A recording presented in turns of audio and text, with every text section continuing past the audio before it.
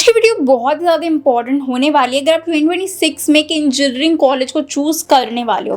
देखो, most of students हैं जब वो इंजीनियरिंग कॉलेज चूज़ करते हैं वो प्लेसमेंट देखते हैं, कैंपस लाइफ देखते हैं, फीस देखते हैं एंड बेसिक ये जो फैक्टर्स होते हैं इनको देखते हैं। अब मैं ये नहीं बोल रही हूँ कि ये चीज़ें नहीं देखनी चाहिए, डेफिनेटली आपको ये चीज़ें देखनी चाहिए कि प्लेसमेंट कैसा मिल रहा है, ROI कैसा मिल रहा है, कैंपस लाइफ कैसी है, ये सारी चीज़ें देखो। बट इसके अलावा भी काफ़ी सारी इंपॉर्टेंट चीज़ें होती हैं जो स्टूडेंट्स ना तो देखते हैं ना ही वो काउंसलिंग के टाइम पे पूछते हैं। तो यही चीज़ें मैं आज की वीडियो में आपको बताने वाली हूँ। इसलिए आज की वीडियो में मैं आपको प्लेसमेंट, कैंपस और फीस वाली जेनरिक एडवाइस नहीं देने वाली हूँ। मैं आपको बताऊंगी वो फैक्टर्स जो ऑनेस्टली काउंसलिंग के टाइम मैक्सिमम स्टूडेंट्स इग्नोर कर देते हैं और बाद में एग्जैक्टली उन्हीं चीज़ों की वजह से वो रिग्रेट करते हैं। तो वीडियो को एंड तक जरूर देखना अगर आप एक अच्छा कॉलेज चूज़ करना चाहते हो कि 4 साल के बाद वो रिग्रेट ना हो कि मुझे दूसरा कॉलेज चूज़ कर लेना चाहिए था। बिना रिग्रेट के एक अच्छा कॉलेज चूज़ करना चाहते हो तो वीडियो को एंड तक ज़रूर देखना। बाकी देखो, वीडियो के बीच में, वीडियो के एंड में कोई भी डाउट अगर आ रहा है तो डायरेक्टली कॉन्टैक्ट भी कर सकते हो। मैं आपकी प्रोफाइल देख के, आपके मार्क्स देख के, आपका जी स्कोर देख के, बजट देख के प्रॉपर आपको गाइड कर दूंगी। मैं हमेशा कोशिश करती हूँ स्टूडेंट्स को गाइड करने की, जो उनके मार्क्स आए हैं, जो उनकी सिचुएशन है उसके बेसिस पर उनको गाइड करूँ, पर्सनलाइज गाइडेंस उनको प्रोवाइड करूं। तो अगर कोई डाउट आ रहा है तो डायरेक्टली कांटेक्ट कर सकते हो और ये फ्री ऑफ कॉस्ट है, इसके कोई मैं पैसे चार्ज नहीं करने वाली तुमसे। तो अगर कोई डाउट आ रहा है ना कॉलेज को लेकर, सिलेक्शन को लेकर, काउंसलिंग को लेकर, क्योंकि अभी काउंसलिंग सीजन चल रहा है तो बहुत सारी काउंसलिंग हो रही है, तो अगर डाउट आ रहा है तो एक बार डायरेक्टली कांटेक्ट कर लेना। चलो वीडियो को स्टार्ट करते हैं। इस वीडियो के अंदर मैं तुम्हें 7 पॉइंट्स बताने वाली हूँ। अगर तुम इन 7 पॉइंट्स का ध्यान रखते हो तो आई एम श्योर तुम एक अच्छा कॉलेज चूज़ कर पाओगे। तो चलो अब स्टार्ट करते हैं। सबसे पहला पॉइंट है, कॉलेज मत चूज़ करो, आउटकम चूज़ करो। ये सुनने में सिंपल लगता है लेकिन मैक्सिमम स्टूडेंट्स यही गलती करते हैं। जब काउंसलिंग स्टार्ट होती है तो स्टूडेंट्स पूछते हैं, दीदी GL बजाज लें, ABS लें या NIT लें या कोई प्राइवेट कॉलेज ले, CSE ले या ECE ले। लेकिन बहुत कम स्टूडेंट्स होते हैं जो पूछते हैं कि मुझे 4 साल के बाद बनना क्या है। सॉफ्टवेयर इंजीनियर बनना है, कोर इंजीनियर बनना है, MBA करना है, गवर्नमेंट एग्जाम की प्रिपरेशन करनी है, हायर स्टडीज़ करनी है। क्योंकि अगर गोल क्लियर नहीं होता है तो बेस्ट कॉलेज भी आपको सेटिस्फाई नहीं करेगा। तो एंड द एंड आप कॉलेज से क्या आउटकम एक्सपेक्ट कर रहे हो, आप एक प्लेसमेंट एक्सपेक्ट कर रहे हो या फिर आपको हायर स्टडीज़ के लिए जाना है, ये समझना बहुत ही ज़्यादा इंपॉर्टेंट होता है। अब मैं ये नहीं बोल रही हूँ कि पहले से ही सब कुछ डिसाइड करके रखो कि ये करना है वो करना है, ऑब्वियसली पॉसिबल नहीं है। काफ़ी सारे स्टूडेंट्स कॉलेज में आने के बाद चेंज भी कर देते हैं अपना डिसीजन, बट एक बेसिक आइडिया होना, अंडरस्टैंडिंग होना काफ़ी ज़्यादा हेल्प कर सकता है। दूसरा पॉइंट है, हाईएस्ट पैकेज देखना बंद करो। ये शायद काउंसलिंग सीजन की सबसे कॉमन मिस्टेक होती है। स्टूडेंट किसी कॉलेज की वेबसाइट पर जाते हैं और देखते हैं कि 40 LPA का पैकेज है, 50 लाख का पैकेज लगा था, 60 लाख का पैकेज लगा था और तुरंत इंप्रेस हो जाते हैं। लेकिन सच ये है कि हाईएस्ट पैकेज आपको कॉलेज की रियलिटी नहीं बताता है। अगर एक कॉलेज में 1000 स्टूडेंट है और एक स्टूडेंट को 50 लाख का पैकेज मिला है तो उससे पूरे कॉलेज की क्वालिटी डिसाइड नहीं होती है। मैं पर्सनली जब किसी कॉलेज को इवैल्यूएट करती हूँ तो मैं हाईएस्ट पैकेज नहीं देखती, मैं देखती हूँ कि एवरेज पैकेज क्या है, मीडियम पैकेज क्या है, प्लेसमेंट परसेंटेज कितनी है और सबसे इम्पॉर्टेंट एवरेज स्टूडेंट कहाँ तक पहुँच रहा है। क्योंकि स्टैटिस्टिकली आप एक एवरेज स्टूडेंट के आउटकम के ज़्यादा क्लोज होंगे compare to the highest package वाले स्टूडेंट के। तीसरा पॉइंट है, LinkedIn is more useful than 20 college reviews. और ऑनेस्टली मुझे लगता है कि ये काउंसलिंग सीजन का सबसे अंडररेटेड एडवाइस है। आप किसी भी कॉलेज का नेम लिंक्डइन पे सर्च करो, देखो उस कॉलेज के स्टूडेंट किस कंपनी में इंटर्नशिप कर रहे हैं, किस कंपनी में प्लेसमेंट ले रहे हैं, कौन से प्रोजेक्ट्स पे वो काम कर रहे हैं और किस लेवल की अचीवमेंट्स कर रहे हैं। मैं ये नहीं बोल रही कॉलेज रिव्यूज देखना बंद कर दो, कॉलेज रिव्यूज देखो। कॉलेज रिव्यूज में लेकिन आपको कैंपस के बारे में पता चलता है, कैंपस लाइफ के बारे में पता चलता है और भी काफ़ी सारी चीज़ें पता चलती हैं। बट अगर एक रियलिटी चेक लेना है प्लेसमेंट के बारे में तो I would suggest LinkedIn is a very good option. वहाँ पे जाके चेक करो और देखो जो आउटपुट जो है लिंक्डइन पे जो आपको मिलेगा वो बहुत ही डिफरेंट भी होता है वीडियोज़ से आपको एवरेज पैकेज पता चल जाता है, हाईएस्ट पैकेज पता चल जाता है एंड वो इंपॉर्टेंट होता है। बट करंट जो आउटकम्स चल रहे हैं कॉलेज में वो आपको लिंक्डइन से पता चलेंगे। जो है सीनियर से आप वहाँ पे बात करोगे, जो उनके एलुमनाई हैं उनसे बात करोगे, तो आई थिंक वो बेटर ऑप्शन है। दोनों चीज़ें करो, रिव्यूज़ भी देखो और लिंक्डइन पे कनेक्ट भी करो स्टूडेंट से। फोर्थ पॉइंट है, पीयर ग्रुप प्लेसमेंट से पहले आता है। ये पॉइंट बहुत लोग इग्नोर कर देते हैं। स्टूडेंट सोचते हैं कि प्लेसमेंट कॉलेज दिलाता है, रियलिटी ये है कि प्लेसमेंट से पहले इन्वायरमेंट प्लेसमेंट दिलाता है। अगर आपके आसपास के स्टूडेंट्स कोडिंग कर रहे हैं, हैकाथॉन्स अटेंड कर रहे हैं, इंटर्नशिप के लिए अप्लाई कर रहे हैं, और ये ना जो ग्रोथ माइंडसेट वो रखते हैं तो आप भी ऑटोमेटिकली इंप्रूव करते हो। लेकिन अगर आपका पूरा एनवायरनमेंट ही कैजुअल है तो कंसिस्टेंसी मेंटेन करना डिफिकल्ट हो जाता है। इसलिए मैं ये सजेस्ट करूँगी, आप अगर किसी सीनियर से बात भी करते हो तो हॉस्टल फेस्ट के बारे में पूछने से पहले एक बार स्टूडेंट कल्चर के बारे में भी ज़रूर पूछना। इसलिए मैं भी अपनी वीडियोज़ में ट्राई करती हूँ कि मैं एक स्टूडेंट कल्चर के बारे में बताऊँ, क्राउड क्वालिटी कैसा है उसके बारे में डिस्कस करूँ, क्योंकि वो बहुत ज़्यादा इम्पैक्ट करता है स्टूडेंट की लाइफ को। और यहीं पे आते एक और important point, why students regret their college after first year. Honestly ये सेक्शन बहुत ध्यान से सुनना। मैक्सिमम रिग्रेट फर्स्ट ईयर के बाद स्टार्ट होता है। सबसे पहले रिग्रेट होता है एक्सपेक्टेशन वर्सेस रियलिटी।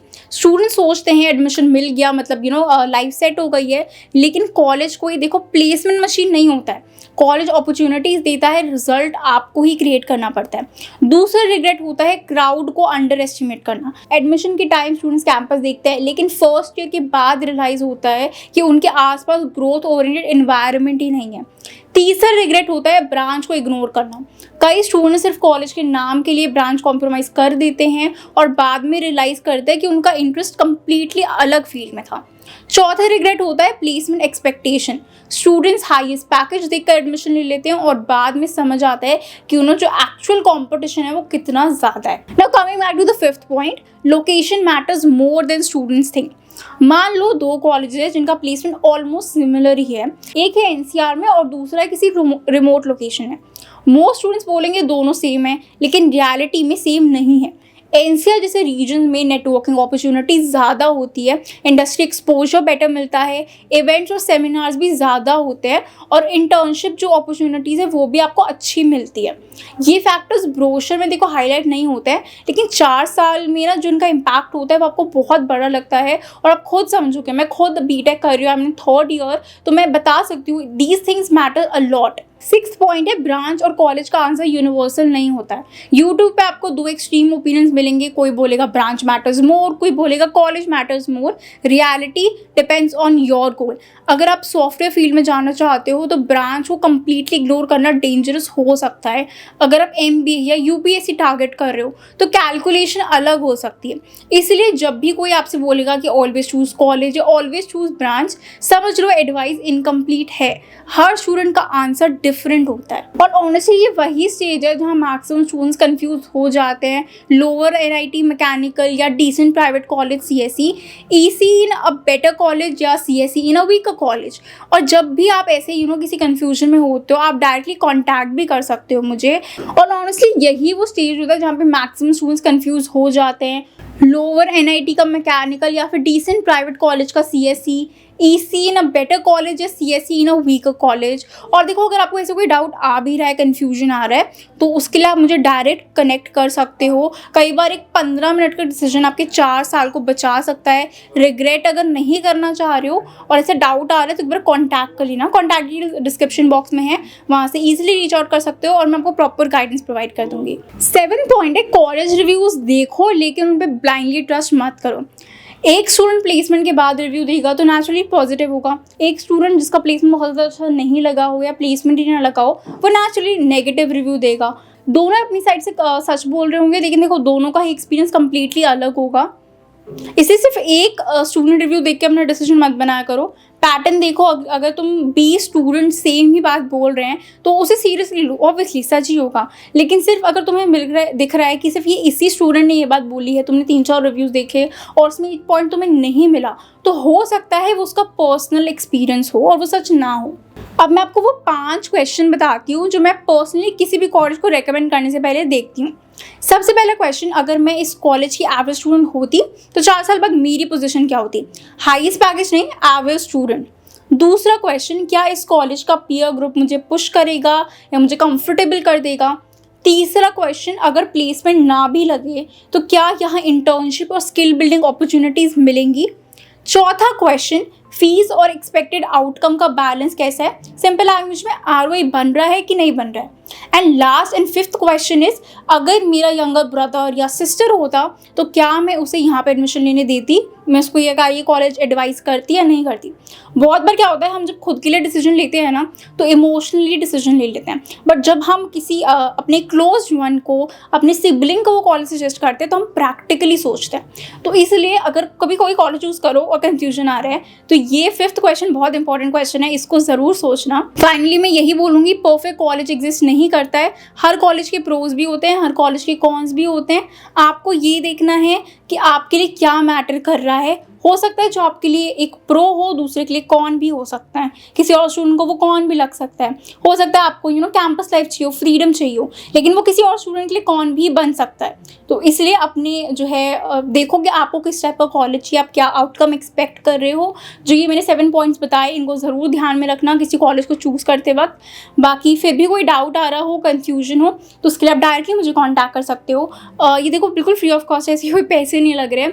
मैं आपको प्रॉपर गाइड कर दूँगी आपकी प्रोफाइल को देखकर, आपके क्या मार्क्स आए हैं, आप किस टाइप का कॉलेज देख रहे हो, आप किस लोकेशन पे देख रहे हो, बजट क्या है, ये सब चीज़ें देखकर मैं आपको एक पर्सनलाइज्ड गाइडेंस प्रोवाइड कर दूंगी कि आपके प्रोफाइल के अकॉर्डिंग कौन सा कॉलेज बेस्ट रहेगा। तो अगर ऐसा कोई डाउट आ रहा है, कन्फ्यूजन है, तो एक बार डायरेक्टली कॉन्टैक्ट कर लेना। देखो 4 साल वेस्ट नहीं करना है, राइट। आरओ एक अच्छा चाहिए, स्पेशली अगर आप एक ऐसे स्टूडेंट हो जो लोन के थ्रू एडमिशन ले रहा है, तो बहुत ज़्यादा इंपॉर्टेंट है कि आप एक प्रैक्टिकली सोच के एक अच्छा सा एक कॉलेज चूज़ करो, ताकि आप वो लोन भी रीपे करो, एक अच्छा आरओआई लेके जाओ। तो इसलिए अगर कोई डाउट आ रहा है तो डायरेक्टली ज़रूर कांटेक्ट कर लेना। कॉन्टैक्ट डिटेल्स डिस्क्रिप्शन बॉक्स में है, इजीली रीच आउट कर सकते हो। बाकी वीडियो पसंद आए तो वीडियो को लाइक कर देना, चैनल को ज़रूर सब्सक्राइब करना, क्योंकि बहुत सारे अच्छे वीडियोस आने वाले हैं। बाकी मिलते हैं नेक्स्ट वीडियो में। All the best for your career.